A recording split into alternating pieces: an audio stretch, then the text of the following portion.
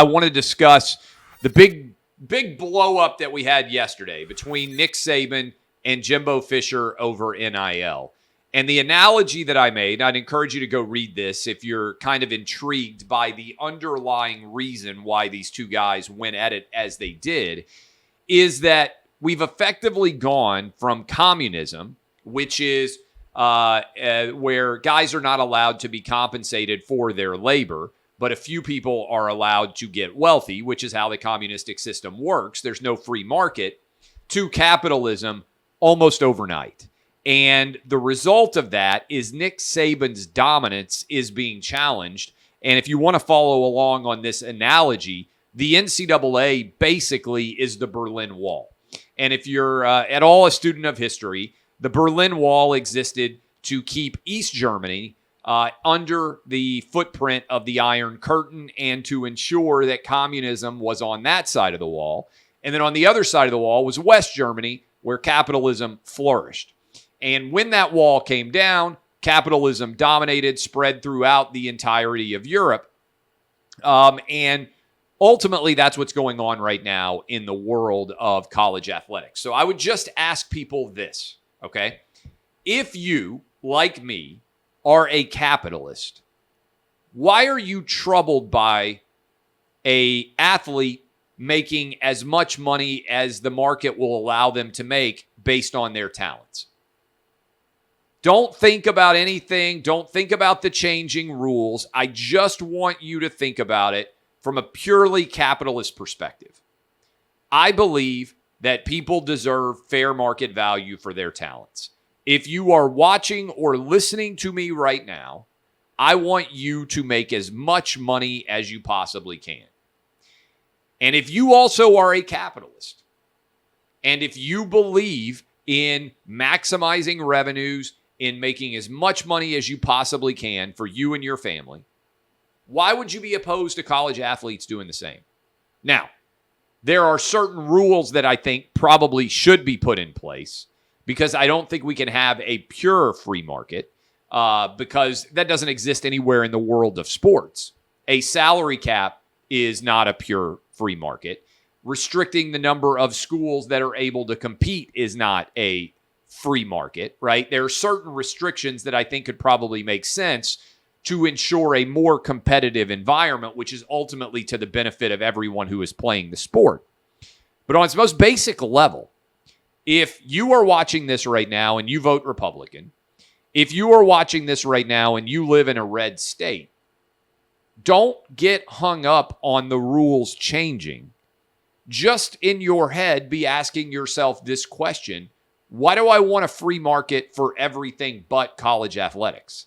And the reason why I raise this issue is I think there are going to be a lot of capitalists, a lot of people who own businesses who believe in free markets that are going to take advantage of this new NIL process. And ultimately, what I think Nick Saban is nervous about is he's looking at the different schools and he recognizes that the University of Alabama doesn't have as much money as everybody else does. And Nick Saban owes his competitive advantage to two things. He's a great coach and he's a great recruiter. Well, he's still going to be a great coach, but if he doesn't have the best players because the best players are suddenly going to schools that can pay more money, then Nick Saban may not have the same competitive advantage going forward. And I think that's where his anger is coming out about NIL.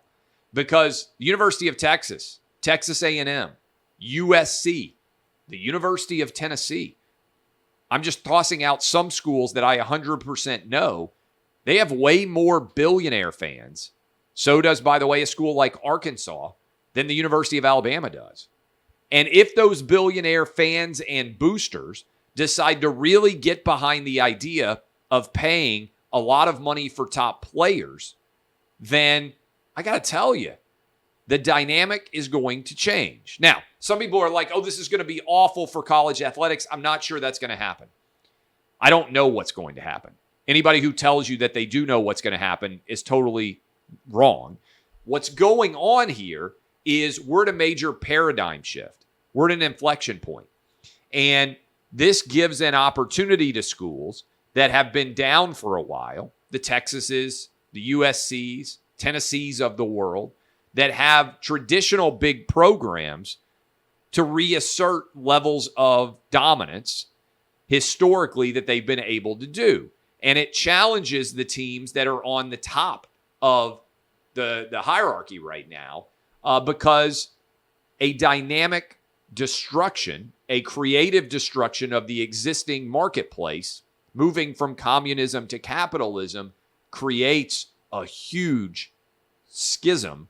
And I don't know what's going to happen. I don't know what is going to happen in this massive shift, but that is the underlying reason why Nick Saban and Jimbo Fisher are fighting right now. Because for generations, the NCAA has insisted that college athletes can't be compensated by anything more than a scholarship. And if everybody offers the same scholarship, then you're going to go to the school that might have the best coach and gives you the best chance to win. But if everybody is suddenly able to offer something other than a scholarship, then most people out there are going to go wherever the best opportunity is in terms of financial reward. That's the history of capitalism. Very few of you out there listening to me right now take less money in order to do the same job. So most of the time, the highest bidder is going to win. Now, I would encourage any college athlete who's listening to this, any college athlete who's watching this, to remember that for most of you who are elite level athletes, whatever you make in college is going to be a small fraction of what you make in your professional career. So don't sabotage your professional career by focusing on the money that you're making in college. For many of you, it should be an appetizer to the full steak dinner that you're going to get when you become a professional. But for some of you, you're never going to be able to make as much money in the pros as you do in college, and you got to strike while you can. I would just say make smart decisions that maximize your abilities as a professional. The ideal move is get paid in college some money, get better, and get paid a lot of money in the pros. So this is the underlying story. I would encourage all of you to go read the column that I've got up right now at OutKick. And by the way, thank you for all of you who are reading and consuming OutKick content across radio, television, the internet, basically all mediums known to man across social media. It is much appreciated.